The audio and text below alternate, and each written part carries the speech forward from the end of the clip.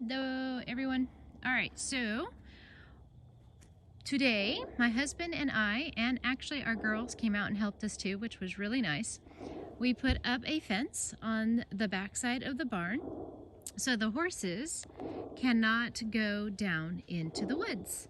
And it goes on this side of the barn as well, so this side you can't see it as well, but it goes all the way down and meets that side of the fence, so they can't get past the barn over there. And then on this side is the same as well, and then of course the run-in shelter has the gate at the end, so when it's okay for them to go into the woods, we'll open up that gate and then they can run all around the pasture. But on this side we have the gate, or the fence going down and then across here and then all the way to the back side of the pool.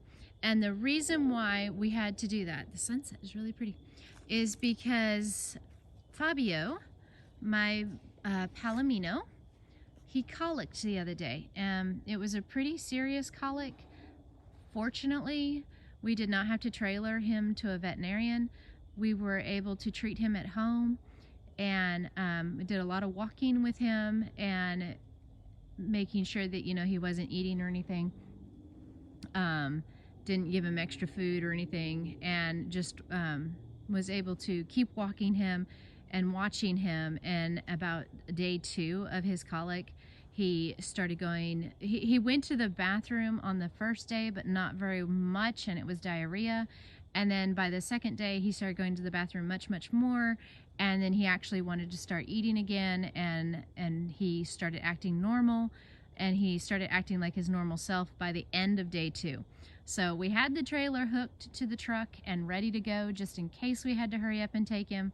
But he ended up getting over the colic and he's back to his normal self now. So happy about that. On the 3rd day, I fed him his normal food rations that I give them, and he ate it and we didn't have any problems. So he is back to normal.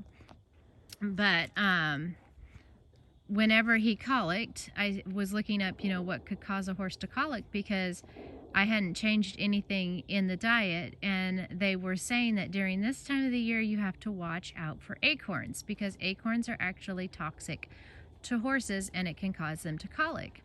The other thing, when I was looking it up, that I read that made me suspicious that maybe it is the acorns, is about a month ago, Fabio's back legs were swollen for no reason. He wasn't lame or anything, he just had like fluid built up on his back legs. And whenever I was looking it up about the acorns, it turns out that if they eat too many acorns, it causes I can't say the word, it starts with an E, but anyway, it's buildup on the legs. And some horses get the fluid built up in the neck, some horses get fluid built up in their stomach, and then some just get the fluid built up in their legs. So Fabio had that about a month ago, and then it just went away, and then now he's colicked. So with that being 2 things that acorns can cause a horse to do, I thought, well, maybe it was acorns.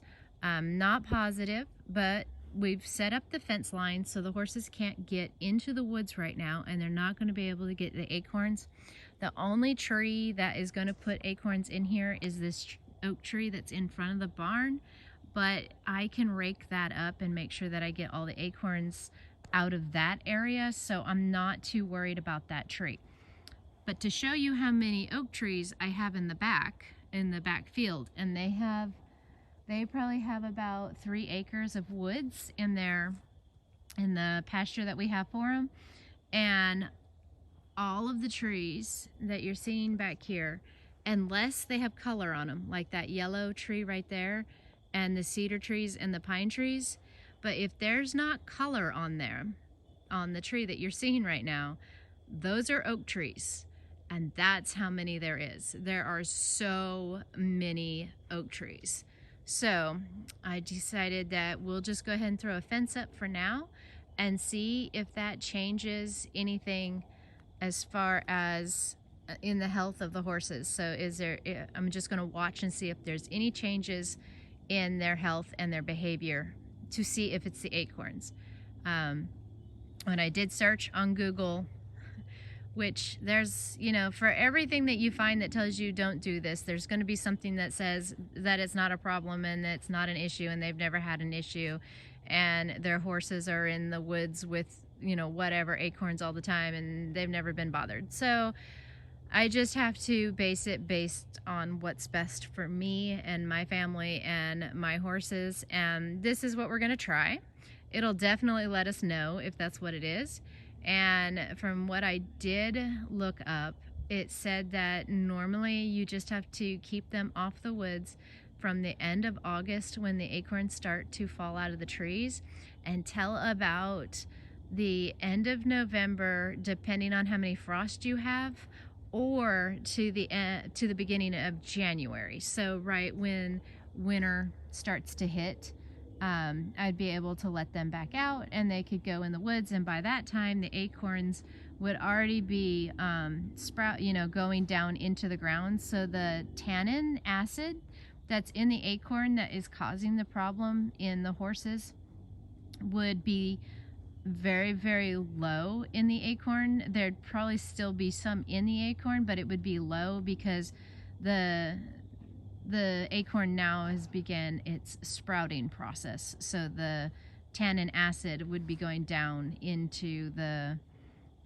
dirt to go to the next stage of an acorn's life cycle. So with that, we're just going to see what happens. And we needed to build them this area anyway, so that when we went out of town and we have the person that watches the horses for us, he'd be able to see them, and he doesn't have to worry about searching in the woods. I don't have to worry when I'm gone, because I don't have to worry about them getting hurt in the woods, because it seems like that's always where they go and get scrapes, and everything else is when they're running in the woods and they brush up against branches and everything else. So we were going to build the fence already. This just gave us an acceleration to do it earlier. But anyway, if any of you guys have ever had any experience with acorns and horses being in the woods with oak trees, I would love to know your experience and how it affected your horses. I would greatly appreciate it. Thank you so much for watching. I hope you guys have a wonderful day, and I will talk to you again next time. And look at how pretty the sunset is. So pretty. All right, guys. Thank you so much. Talk to you again soon. Bye.